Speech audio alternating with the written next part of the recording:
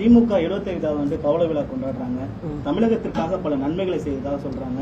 தொடர்ச்சியாக நீங்க பல குற்றச்சாட்டுகளை முன்னிட்டு இருக்கீங்க. எப்படி பாக்குறீங்க? திமுகவிற்கு உங்களுடைய வாழ்த்து கிடைக்கும் பவள விழா? அதாவதுங்க, திமுக 75வது பவள விழான்னு கொண்டாடுறாங்க ஒரு பக்கம். அது அவங்களுடைய கட்சி தலைமைக்காக அவங்க அதை தனிப்பட்ட முறையில் அவங்களுடைய இயக்கத்தின் வழியாக செஞ்சதுன்னா அது வேற. ஆனால் அரசாங்கம் செய்யணும் அப்படிங்கிறது அதையே ஒரு ஆண்டு காலமாக இவங்க செய்திட்டு போகிறது இவங்க ஆட்சியை கவனிக்கலைங்கிறத காட்டுது. நான் தொடர்ந்து சொல்லிட்டு வர்றேன். நீங்கள் மீடியாக்கள் எல்லாம் அதை எடுக்கிறீங்க, போடுறீங்க. நான் சொல்றது என்னுடைய தனிப்பட்ட காரணத்துக்காகவோ என்னுடைய தனிப்பட்ட நிகழ்வுக்காக நான் எதையுமே சொல்லலை. என்னை பொறுத்த வரைக்கும் தமிழ்நாட்டு மக்களை பாதுகாக்கணும். அதுக்கு கிட்டத்தட்ட எங்கள் புரட்சி தலைவருடைய ஆட்சியிலையும் சரி, அம்மாவோட ஆட்சியிலையும் சரி, நாங்கள் நல்ல மிக உயரத்துக்கு மற்ற இந்தியாவில் உள்ள மற்ற மாநிலங்களை விட ரொம்ப உயர்ந்த இடத்துக்கு கொண்டு போய் வச்சுட்டோம். அதனால தான் இன்னைக்கு தலைவர் ஆரம்பித்த இது பொறியியல் கல்வி அவர் கொண்டு வந்தது தான் அத்தனை கல்லூரிகளை. இன்னைக்கு நம்ம படித்து இந்த அளவுக்கு முன்னேறி இருக்கோம்னாக்கா அதுக்கு இந்த 2 தலைவர்கள் பாடுபட்டது தான் ரொம்ப கை கொடுத்துருக்கு. இன்னைக்கு இந்தியாவில் பார்த்தீங்கன்னா நம்ம தமிழ்நாட்டில் தான் அதிகம் பட்ட படிப்பெல்லாம் படித்தவங்க ரொம்ப அதிகமாக இருக்குது. ரொம்ப சின்ன வயசுலேருந்தே எல்லாருக்கும் இந்த சமூக நீதி, விழிப்புணர்வு இதெல்லாம் ஆரம்பத்துலேருந்து கொண்டு வந்துட்டோம். அதனால் நல்ல விழிப்புணர்வு அப்படிங்கிறது தமிழ்நாட்டு மக்களுக்கு தனியாக இருக்கும். நீங்கள் கொண்டு போய் எந்த இந்தியாவில் எங்கே கொண்டு போய் ஒரு குக்கிராமத்தில் விட்டீங்களாலும் அந்த தமிழர்கள் தனியாக தெரிவாங்க. அந்த அளவுக்கு அறிவாற்றல் இதெல்லாம் இருக்குது. வெளிநாடுகள்லேயும் அப்படித்தான். நம்ம தமிழ்நாட்டு பிள்ளைங்க தான் அதிகமாக ஒவ்வொரு இடத்துலையும் வேலையில் அமர்ந்திருக்காங்க, செஞ்சுக்கிட்டு இருக்காங்க எல்லா நாடுகள்லையும். இதுக்கெல்லாம் காரணம் இந்த தலைவர்கள் தான். ஆரம்பத்தில் பெரியார் விழிப்புணர்வு ஏற்படுறதுக்கு ஒரு அடித்தளத்தை போட்டார். அதனை தொடர்ந்து அண்ணா அவர்கள் அதனை தொடர்ந்து நம்ம செஞ்சுட்டு வந்திருக்கோம். நான் திமுக வேற ஒன்றும் எனக்கு ஒன்றும் வருத்தம் கோபம்லாம் கிடையாது. அதை செய்யணும் அவங்க அப்படின்னு சொல்கிறேன். அவங்க செய்கிற திட்டங்கள் இதெல்லாம் நான் பார்க்குறேன். ஏற்கனவே அனுபவம் இருக்குது, நான் பார்த்துக்கிட்டு இருந்திருக்கேன். எல்லாரும் சொல்லுவாங்க, அம்மா காலைல இத்தனை மணிக்கு அலுவலகத்துக்கு போகிறாங்க, மத்தியானம் வந்துடுறாங்க அப்படின்னு சொல்லுவாங்க. ஆனால் மத்தியானம் வந்தால் கூட வீட்டில் வேலை நடந்துக்கிட்டே இருக்கும்.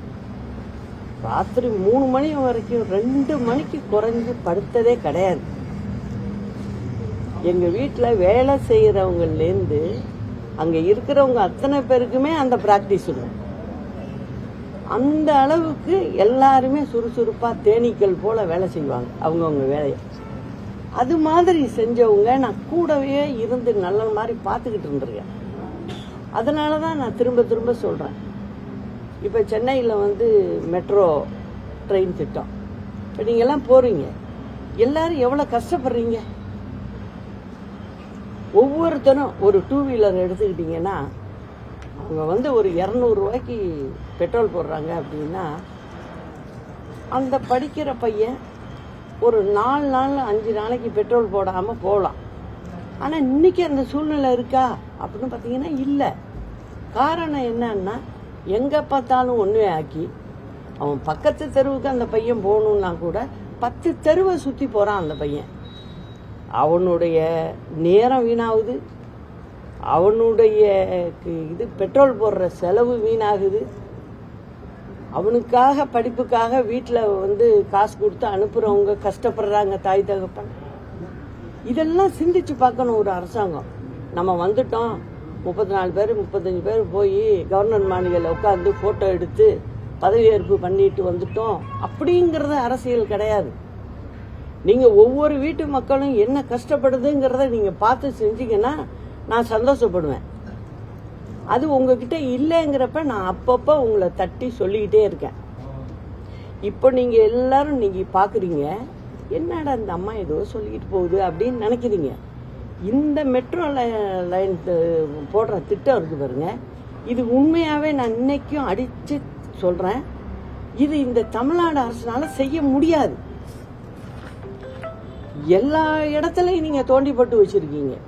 இது எப்ப என்னைக்கு அந்த திட்டம் முடிஞ்சு நீங்க அந்த இடத்த தரைய மூடி ஒரு நார்மல் பொசிஷனுக்கு நீங்க கொண்டு வர முடியாதுங்கிறத தான் நான் திரும்ப திரும்ப சொல்றேன்.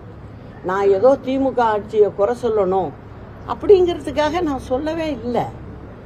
நான் யதார்த்தத்தையும் பிராக்டிக்கலா பேசக்கூடிய ஆளு. இதை அவங்க செய்ய முடியாது. நீங்க நல்லா யோசிச்சு பாருங்க. எல்லாரும் ஆரம்ப காலத்துல இருந்து, தலைவர் காலத்துல இருந்து பாருங்க. இந்த விண்டு மில்லுங்கிறது வந்தது தலைவர் காலத்துல முத தூத்துக்குடியில ஒரு சின்ன ஒரு மில்லு சாம்பிளுக்காக போட்டாங்க. இந்தியா முழுவதும் 11 இடத்துல 11 மில்லு. அதுல ஒண்ணு அவர் தான் ஆரம்ப புள்ளி. தலைவரோட ஆட்சி நல்லா கவனிங்க. அதுக்கப்புறம் பாருங்க, அம்மாவுடைய ஆட்சியில தான் ஃபுல்லா அங்க விண்டு மில்லு கொண்டு வந்தோம், காற்றாலை மின் திட்டம் கொண்டு வந்தோம். இது யாருக்காக? எங்க வீட்டுக்காக கொண்டு வந்தோம், பொதுவாக கொண்டு வந்தோம். அதனால 10-11,000 பேர் இன்னைக்கு வேலை செய்யறாங்க அங்க. அதுவும் கிராம சூழ்நிலையில உள்ள பிள்ளைகளுக்கு அங்கங்க வேலை கிடைச்சிருக்கு. இதுதாங்க திட்டம், இப்படித்தான் செய்யணும். சரி, நல்லா யோசிச்சு பாருங்க. எல்லாம் இன்னைக்கு உரகடம் பகுதியை பாருங்க, அந்த ஏரியாவெல்லாம் பாருங்க எப்படி இருக்குன்னு. இதெல்லாம் யார் கொண்டு வந்தது? திமுக அரசாங்கத்துல கொண்டு வந்ததா? சொல்லுங்க பார்க்கலாம்.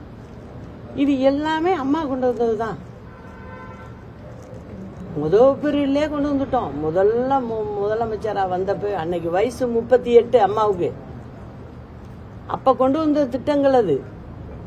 அன்னைக்கு பாத்தீங்கன்னாக்க ஃபோர்டு நிறுவனம் முதல்ல கொண்டு வந்தது அம்மா தான். அதனால பாத்தீங்கன்னா இது பொறியாளர்கள் இந்த மாதிரி படிச்சவங்க 3600 பேருக்கு வேலை கிடைச்சது. சுத்தி அதுக்கு கீழே வேலை பார்க்கறவங்கன்னு பாத்தீங்கன்னா ஒரு 6000 பேருக்கு வேலை கிடைச்சது. அந்த நிறுவனத்தை சார்ந்த தொழில்கள் பக்கத்திலேயே வந்தது, அதை சார்ந்த தொழில்கள், அந்த நிறுவனத்துக்கு சார்ந்த தொழில்கள். அதுல கிட்டத்தட்ட படிச்சவங்க படிக்காதவங்க அப்படின்னு எடுத்தீங்கன்னா 11,000 பேர் வேலை கிடைச்சது. அது மட்டும் இல்ல, அதுக்கப்புறம் பாத்தீங்கன்னாக்க கார் தொழிற்சாலைகள் வருஷ கட்டி வந்துச்சு அம்மா இருந்தப்போ. குண்டாய் வந்தது, மிட்சுபிஷி வந்தது, மகேந்திரா வந்தது, பாரத் பென்ஸ் வந்தது. இதெல்லாம் யார் ஆட்சியில வந்தது? அதே மாதிரி இன்னைக்கு மின்சார வாரியத்தில் பாத்தீங்கன்னா இவ்வளவு ப்ராஜெக்ட் வந்திருக்கு. யார் கொண்டு வந்தது? திமுக கொண்டு வந்தது. எல்லாமே அம்மா கொண்டு வந்தது. நீங்க ஆட்சிக்கு வந்தா என்ன நடக்குது? அங்கங்க நீங்க உங்க கட்சி மீட்டிங் மாதிரி எங்க பார்த்தாலும் நீங்க விளம்பரப்படுத்துறது, உங்க கட்சியை விளம்பரப்படுத்திக்கிறது, அங்கங்க போய் உங்க கட்சி வேலையை பார்க்கறது. இதுதானா ஆட்சி செய்யற முறை? இல்லைங்கிறதான நான் சுட்டி காட்டுறேன். இன்னைக்கு பத்திரிகைக்காரவங்க என்ன எடுக்கிறாங்க, சில பத்திரிகைகள்ல வரமாட்டேங்குது செய்தி. ஏன் வரமாட்டேங்குதுன்னா அச்சுறுத்தல் அதிகமா இருக்கு இந்த திமுக அரசாங்கத்தினால. மீடியாலையும் அச்சுறுத்தல் இருக்கு. மீடியால யாராவது ஒருத்தர் 2 பேர் துணிஞ்சு பேசினா புடிச்சு உள்ளார போடு, வெளில வராம மூட்டி தட்டு, அடி, பயங்காட்டு அப்படின்னு சொல்லி நீங்க எல்லாம் சுதந்திரத்தை பத்தி நீங்க மேடை போட்டு பேசலாமா? திமுக காரவங்க பேச்சு சுதந்திரங்கிறது இதெல்லாம் சும்மா மேல இல்ல மைக்க போட்டுக்கிட்டு பேசுறீங்க. எல்லாரையும் அடக்கி ஆளணும்னு பாக்குறீங்க. சில பேர் மேல கேஸ திணிக்கிறீங்க. அந்த கேஸை வச்சுக்கிட்டு நீங்க வந்து அவங்களோட வந்து மிரட்டுறீங்க. இப்ப நான் ஒரு ஆளு தான், நல்லா கவனிச்சு பாத்தீங்கன்னா நான் ஒரு ஆளு தான் பேசிக்கிட்டு இருக்கேன் தமிழ்நாட்டுல. ஏன்னா என்கிட்ட அவங்க வேலையெல்லாம் பழிக்காது. நான் வேலை தெரிஞ்சவ. நான் கேட்கிற கேள்விக்கு பதில் சொல்லணும். அவங்க கிட்டத்தட்ட 351 நிறுவனத்துக்கு நாங்க புரிந்துணர்வு ஒப்பந்தம் போட்டுட்டோங்கிறாங்க. தொடர்ந்து சொல்லிக்கிட்டு இருக்காங்க. நான் என்ன கேட்கிறேன், நீங்க செஞ்சீங்களா? அதுல ஏதாவது நிறுவனம் வந்துருச்சா? பாதி வேலை நடந்துகிட்டு இருக்கா? முழுசா முடிஞ்சு நீங்க திறப்பு விழா பண்ணிட்டீங்களா? அதுல எத்தனை பேருக்கு வேலை கொடுத்தோம் அப்படி நீங்க சொல்லுங்க. ஏன் சொல்ல மாட்டேங்கிறீங்க? அப்ப எதையுமே சொல்லளவுல ஏட்டளவுல பேப்பரோட இருக்கு. இது எதுவுமே நடக்கல. ஆனா நீங்க வந்து மக்களை ஏமாத்திக்கிட்டு போயிட்டு இருக்கீங்க. அது மட்டும் இல்ல, இந்த மெட்ரோ திட்டம் ஏன் முடியாதுன்னு நான் சொல்றேன்னா, அம்மா செஞ்சாங்கங்க. அம்மா செஞ்சது மாதிரி நீங்க செய்ய முடியாது. நான் அடிச்சு சொல்லுவேன். அவங்க விஷயம் புரிஞ்சவங்க, ரொம்ப புத்திசாலி, எல்லாத்தையும் கணக்கு போட்டு செய்வாங்க. அப்போ வந்து 54 கிலோமீட்டர் இருவழி திட்டம் மத்திய அரசோட சேர்ந்து போட்டாங்க. 14,000 கோடி. 5வது வருஷம் பயன்பாட்டுக்கு வந்துச்சா இல்லையா? இன்னைக்கு மெட்ரோ ஓடிக்கிட்டு இருக்கா இல்லையா? அதை அம்மா செஞ்சாங்க, வழியா முடிஞ்சுது. நீங்க ஊரு பூரா தோண்டி போட்டுட்டு நீங்க வந்து இன்னைக்கு வாயால பேசிக்கிட்டு நீங்க இருக்கீங்க. நான் சொல்றேன், இப்ப திரும்ப உங்களால செய்ய முடியாது. காரணம் நிதிநிலை அப்படி இருக்கு. தமிழ்நாடு ரொம்ப வந்து மோசமான நிலைமைக்கு கொண்டு போய் வச்சிருக்கீங்க. கொண்டு நீங்க ஒழுங்கு மரியாதையா மத்திய அரசு கிட்ட போய் அப்படின்னு சொல்லி 60 கோடி இப்பயே சில தப்புகள் செஞ்சுக்கிட்டு இருக்கீங்க. அதையும் நான் கவனிச்சுக்கிட்டு, அது திட்டத்துக்குன்னு ஒதுக்க, நீங்க அந்த திட்டத்துக்கு செயல் அந்த பணத்தை தூக்கி இந்த மாதிரி வீம்பான வேலைக்கு கொண்டு போய் போட்டுக்கிட்டு உட்கார்ந்துருக்கீங்க. அதெல்லாம் நிறுத்துங்க. முதல்ல ஒழுங்கா கொடுக்க வேண்டிய சாமான. அதே மாதிரி இந்த மும்மொழி கொள்கை இதுலயும் தப்பு பண்ணிட்டு இருக்கீங்க. கிட்டத்தட்ட 15,000 ஆசிரியர்களுக்கு சம்பளம் கொடுக்க முடியல உங்களால. இதுக்கெல்லாம் காரணம் என்னன்னா உங்களுடைய பிடிவாதம். அதை முதல்ல நிறுத்துங்க. ஏன்னா மக்கள் தான் உங்களுக்கு ஆட்சியை கொடுத்துருக்கு. அப்படிங்கிறத நான் திரும்ப திரும்ப சொல்றேன். ரொம்ப மோசமான கண்டிஷன்ல தமிழ்நாட்டை தள்ளி கொண்டே வச்சிருக்கீங்க. அது எனக்கு அது தெரியுங்கிறதுனால தான் நான் இவ்வளவு தூரம் பேசிக்கிட்டு இருக்கேன். அப்புறம் யாராலையும் காப்பாற்ற முடியாது. இப்பவே எவ்வளோ கோடிக்கு நீங்க கடன் வாங்கி முடிச்சிட்டீங்க. இதுக்கெல்லாம் வாங்கியெல்லாம் செய்ய முடியாது. அதனால ஒழுங்கு மரியாதையா மக்கள் வாக்களிச்சிருக்காங்க, உங்களை ஆட்சிக்கு கொண்டு வந்திருக்காங்க.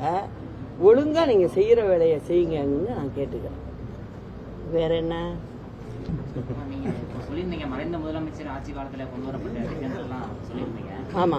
இப்போ வந்து தமிழக ஆளுநரோட பல்கலைக்கழக துணைவேந்தர்கள் நியமனத்துல தொடங்கி மோதல் போக்கு, நீங்க இப்ப சொல்லிட்டு இருக்கக்கூடிய மெட்ரோ ரயில் தொடங்கி பள்ளிக்கல்வித்துறை நிதி வரைக்கும் தொடர்ந்து மோதல் போக்கு, தமிழக அரசு ஆளுநர் மத்திய அரசுடைய நடைபெறக்கூடிய அந்த மோதல் போக்கு நீடிச்சுட்டே இருந்தா மக்களுக்கு எந்த அளவுக்கு பாதிப்பு இருக்கும்? மக்கள் இப்பயே பாதிச்சிருக்குங்க. இப்ப மக்கள் முழுசும் இப்ப பாதிச்சிருக்கு. 4 வருஷமா பாத்தீங்கன்னா எதுவுமே பண்ண முடியல. இப்ப நீங்க பாத்தீங்கன்னா இப்ப பள்ளிக்கூடம் திறந்து எவ்வளவு நாள் ஆச்சு? இன்ன வரைக்கும் யூனிஃபார்ம் கொடுத்து முடியல. பிள்ளைங்களுக்கு புத்தகம் கொடுக்கல, நோட்டு புத்தகம் கொடுக்கல. இதுக்கெல்லாம் பணம் இல்லை. அதனால நீங்க கால அளவுல நீங்க செய்ய வேண்டிய நேரத்துல இந்த இதை செய்யல. அதே போல வந்து நம்ம கைத்தறி நெசவாளர்களுக்கு பணத்தை கொடுக்காம உட்காந்துருக்கீங்க. 2 வருஷம் செஞ்ச கூலியை தான் கேட்குறாங்க அவங்க உங்கள்கிட்ட. அதையும் கொடுக்கல. இதுதான் இந்த அரசாங்கத்தோட வேலையா இருக்கு. அது மட்டும் இல்ல, சட்டசபையில பொய் சொல்லிக்கிட்டு திரியிற ஒரு அரசாங்கத்தை நான் இப்பதான் பார்த்துருக்கேன். இந்த இது துறைக்கு இவ்வளவு நிதின்னு ஒதுக்குறீங்க. அந்த நிதி முழுமையா அந்த துறைக்கு செலவிடப்பட்டிருக்கான்னா செலவிடப்படலை, அது வேற எதுக்கு மாற்றப்பட்டிருக்கு. அதனால அந்த இதில் வந்து நிர்வாகத்தில் சீர்கேடு ஏற்பட்டிருக்கு. அது மட்டும் இல்லை, இன்னொன்னையும் சொல்கிறேன். வருடத்திற்கு கிட்டத்தட்ட 7 to 8 லட்சம் குழந்தைங்க பிறகுது தமிழ்நாட்டில். அப்போது அந்த கருவுற்ற தாய்மார்கள் பெரும்பாலும் ஏழை எளிய ஜனங்க, அவங்களுக்கு 18,000 ரூபா அந்த பேறுகாலத்துக்கு முன்னே கொடுக்கறது. அது கொடுக்கலங்க, இப்போ சுத்தமாக கொடுக்கல. என்னன்னா அதுக்கு கையில் பணம் இல்லை. அது முக்கியமான விஷயம். அது அந்த தாய்க்கும் சத்து சேரணும், வயிற்றில் இருக்கிற குழந்தைக்கும் சத்து சேரணும், அந்த குழந்தை பிறக்கிறது ஆரோக்கியமாக பிறக்கணும். அதுக்காக தான் அம்மா இதை கொண்டு வந்ததே. கரெக்டாக 3வது அந்த கருவுற்ற 3வது மாதத்துலேருந்து கொடுக்க ஆரம்பிப்பாங்க. இதில் கிட்டத்தட்ட பார்த்தீங்கன்னா 4 பிரிவாக பிரித்து கொடுப்பாங்க. அந்த டெலிவரி சமயத்தில் கடைசி 3000 கொடுப்பாங்க. அது கொடுக்கப்படல. இப்போ அந்த கிராமத்தில் உள்ள பெண்கள் யாருக்கிட்ட போய் கேட்கும்? இல்லை. சட்டம் ஒழுங்கா பார்த்தீங்கன்னா ரொம்ப ரொம்ப மோசமாக இருக்கு. நேற்று கூட பார்த்தீங்கன்னா ஒரு பெரிய காரில் போய் ஆடு திருடுறான் காலையில். என்ன கொடி போட்டிருக்கு? திமுக கொடி போட்டு வெள்ளை காரு, அது பெரிய காரு. பட்டப்பகல்ல ஸ்ரீரங்கத்துக்கிட்ட போய் 4-5 ரவுடி உள்ள அங்கே ஆடு மேய்ஞ்சிக்கிட்டு இருக்கு. அது எல்லாத்தையும் ஒட்டு மொத்தமாக தூக்கி வண்டியில் போட்டுக்கிட்டு போகிறாங்க. இது யார் செய்கிறா? திமுககாரங்க செய்கிறாங்க. அது என்ன கொடி போட்டுக்கிட்டு, அது ஏன் கொடி போடுற சைனி எதுக்குன்னா போலீஸ்காரவங்கள பயங்காட்டுறதுக்கு. இது போட்டிருக்கோம். எங்கள் தலைவரோட படத்தை பின்னாடி ஒட்டியிருப்போம். பெரிய தலைவர், சின்ன தலைவர் ஃபோட்டோ ஒட்டிடுவோம், ஸ்டிக்கரை ஒட்டிடுவோம். ஒருத்தங்கிட்ட வரக்கூடாது காக்கி சட்டை. அதுக்காக நீங்கள் போட்டுக்கிட்டு இருக்கீங்க. பட்டப்பகல்ல இந்த திமுக அரசாங்கம், இது அரசாங்கம் நடத்தலாமா? முதல்ல இவங்க எவ்வளோ கேவலமாக இருக்கு. பட்ட பகலில் போய் ஒரு ஆடு வளர்க்குற ஒரு ஏழை ஜனங்க அவங்களத நீ போய் வந்து தூக்கிட்டு போறேன்னா அப்போ என்ன துணிச்சல் இருக்கும்? அப்போ போலீஸ் வந்து கை கட்டி இருக்கு, வேற வழி இல்லை போலீஸுக்கு. தமிழ்நாடு போலீஸை வந்து எல்லாரும் பார்த்தா ஆச்சரியப்படுவாங்க. எப்போ? அம்மா இருந்தப்ப. இப்போ இல்லை. இப்போ போலீஸ் என்ன செய்யுது? நமக்கு ஏன்பா வம்பு? அங்கே வந்து திமுககாரவங்க கையில் எடுத்துட்டாங்க சட்டத்தை. முதல்ல முதலமைச்சர் வந்து அதுக்கு வழி பண்ணணும். அந்த திமுககாரவங்க யாராக இருந்தாலும் உடனே நேரம் அரெஸ்ட் பண்ணியிருக்கணும். வண்டி நம்பர் இருக்குல்ல, அதில் யார் ஓனர்னு தெரியணும்ல. பிடிச்சி நீ உள்ள உட்கார வச்சின்னா மற்றவங்க செஞ்சவங்க வருவாங்கல்ல, அதை செய்யணும். இது வந்து காவல்துறைக்கே ரொம்ப தலைகுனிவு அப்படிங்கிறதையும் நான் சொல்லிக்கிறேன். சட்ட ஒழுங்கு தொடர்பாக நீங்கள் கருத்து தெரிவிச்சிருந்தீங்க. ஆமாம். கல்லூரிகள் மற்றும் பள்ளிகளில் இந்த போதைப் பொருள் பழக்கம் அது வந்து திமுக வந்தோடனே வந்துருச்ச கூடவே. அவங்களுக்கு ஃப்ரெண்டு மாதிரி இருக்குது. மக்கள் சந்திப்பு பயணத்தை முடிச்சிருக்கீங்க. இப்போ புறப்படுறேன்ப்பா திரும்ப. ஆமா, என்னன்னு வச்சுங்க. இப்போ நான் போறேன். இப்போ அண்ணாவுடைய இல்லத்துக்கு சென்று வந்தேன். வழியில் வந்து அழுகுறாங்க. நீங்கள் நானும் சொல்லுங்கம்மா எங்களுக்கு அப்படிங்கிறாங்க. அம்மா உடனே அடுத்தது அவங்க வாயில, நான் சொல்லலை, அவங்களே சொல்கிறாங்க. அம்மா இருந்தப்ப இந்த மாதிரி பண்டிகைக்கெல்லாம் வந்து முன்னாடியே நூல் கொடுத்துருவாங்க, நாங்கள்லாம் நெய்ய ஆரம்பிச்சிடுவோம். இந்த அரசாங்கம் ஒன்றுமே செய்ய மாட்டேங்குது அப்படின்னு சொல்கிறாங்க. ஸ்கூலுன்னு எடுத்துக்கிட்டிங்கன்னா அந்த பிள்ளைங்களுக்கு படிக்கிற நேரத்தில் புக்கை கொடுக்கறதில்ல, புத்தகங்கள் இதெல்லாம் கைக்கு போக மாட்டேங்குது. அதே போல் பார்த்திங்கன்னா யூனிஃபார்ம் போக மாட்டேங்குது. அதே மாதிரி பார்த்தீங்கன்னாக்க கர்ப்பிணி பெண்களுக்கு அவங்களுக்கு கொடுக்குற அந்த 18,000 ரூபாய் போகிறதில்ல. இதெல்லாம் என்னங்க, ஒன்றும் அவங்க வந்து ஒரு திட்டம் மாதிரி அறிவிப்போடு நிறுத்திக்கிறாங்க. முதல்ல என்ன சொன்னாங்க, நடமாடும் மருத்துவம். அப்படியே அங்கே போவாங்க, அப்படியே வீட்டில் போய் மாத்திரையை கொடுத்துட்டு போயிட்டே இருப்பாங்க அப்படின்னாங்க. நான் என்ன கேட்குறேன், இந்த அரசாங்கத்தை, ஏற்கனவே பிரைமரி ஹெல்த் சென்டர் இருக்குது நமக்கு, அதுக்கு கிட்டத்தட்ட ஒரு 6,000 நர்ஸு போடணும், 3,000 டாக்டர் போடணும். இன்ன வரைக்கும் போடலை. நீங்கள் ஒன்றுமே தெரியாத ஒரு பொண்ணு, அது உங்கள் கட்சிக்கார வீட்டு பொண்ணுக்கு மாதம் 3,000 ரூபாய்க்கு கொடுத்து அந்த ஊராட்சி முழுவதும் அந்த பொண்ணு போயிட்டு வந்துடுமா? எப்படி போய் அது வீட்டுகளை பார்க்கும், என்ன ஏது ஒன்றும் தெரியலை. இதெல்லாம் என்னென்னா அப்படி வாயால் சொல்கிற திட்டங்கள்.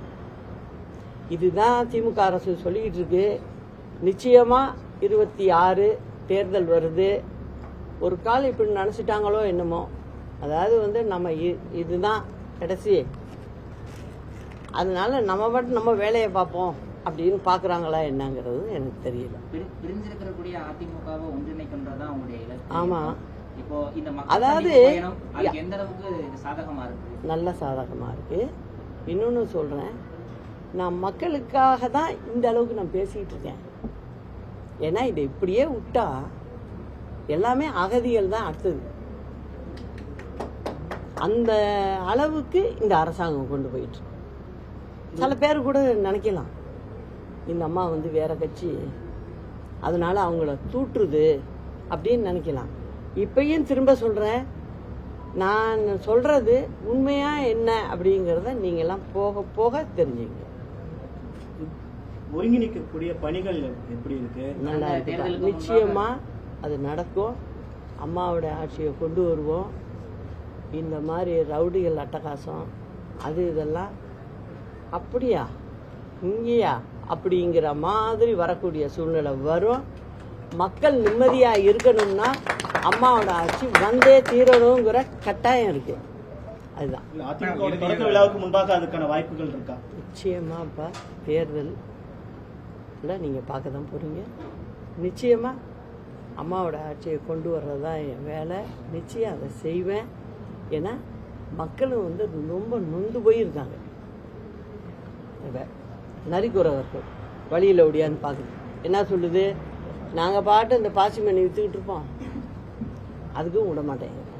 நான் என்ன சொல்கிறேன், நீங்கள் வந்து அப்படி உட்காரக்கூடாது, நீங்கள் வந்து பாசி மணி விற்கக்கூடாது. அப்படின்னா அதுக்கு ஒரு திட்டத்தை செய்யுங்க, ஒரு வேலைவாய்ப்பை உருவாக்குங்க. அன்னன்னைக்கு ஒரு 300 ரூபா 400 ரூபா கிடைக்கிற அளவுக்கு ஏதாவது ஒரு ஸ்கீமு ஒன்று நீங்கள் செஞ்சு கொடுங்க. அதுவும் செய்ய மாட்டேறீங்க. நீங்கள் வந்து நீ வந்து இங்கே வந்து உட்காராதேங்கிறீங்க. இதெல்லாம் என்ன அது? திமுக கூட்டணியில் இருக்கக்கூடிய விசிக மதுவிலக்கு மாநாடு நடத்துறாங்க, அதில் திமுகவே பங்கேற்கும் அப்படின்னு சொல்லியிருக்காங்க. நான் சொல்கிறேன்ல, திமுக வந்து எல்லாத்துலேயும் பங்கேற்கும். என்ன சொன்னீங்கன்னாலும் கேட்டுக்கும். இப்போ நான் இவ்வளவு சொல்லிக்கிட்டு இருக்கேனே, ஏதாவது ஒன்றுத்துக்கு பதில் வருதா? ஒன்றும் வராது.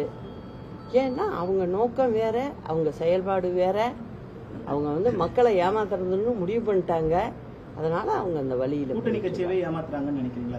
என்னங்க இது, மக்களே ஏமாத்துறப்போ கூட்டணி கட்சியெல்லாம் நடிகர் விஜய் வந்து புதுசாக கட்சி தொடங்கி இருக்காரு. அதுக்கு மாநாடு கூட அறிவிச்சிருந்தாரு. ஆனா இது வரைக்குமே அந்த மாநாட்டுக்கு வந்து நடுவில் வந்து பிரச்சனையா இருந்தது, தேதி கொடுக்கல, அனுமதியானது வழங்கப்படாம இருந்தது. திமுக வந்து இதுல வந்து நீங்க வந்து பிரச்சனை பண்ணுதுன்னு நினைக்கிறீங்களா? விஜய் எதிரியா நினைக்கிறாங்கன்னு நினைக்கிறீங்க? அவங்க எல்லாரையும் எதிரியா தான் நினைப்பாங்க. அவங்க மக்களே எதிரியா நினைக்கும் போது அப்போ மற்ற கட்சிக்காரவங்களெல்லாம் நீங்கள் போய் பேசிக்கிட்டு இருக்கீங்களே, இதானே மக்களுக்கு நல்லது செய்யணும்னு நினச்சாங்கன்னா செய்வாங்க. முதல்ல படுத்தா தூக்கம் வரக்கூடாதுங்க ஒரு முதலமைச்சர்னா. அதுதான் உண்மையாக செயல்படுறவங்கன்னா. அவர் கூட முடிக்கும் போது என்ன நடந்திருக்குமோ அவரே சொல்கிறாரு, என்ன பண்ணுறது, அதை நினச்சாலும் பாவமாக தான் இருக்குது. ஆட்சியிலும் பங்கு அதிகாரத்திலும் பங்குன்னு சொல்லி திருமாவளவன் சொல்றாரு. கரெக்டா நியாயமா தமிழகத்துல கூட்டணி ஆட்சி சாத்தியமா இதுவரை? தமிழகத்துல அது சரியா வராது.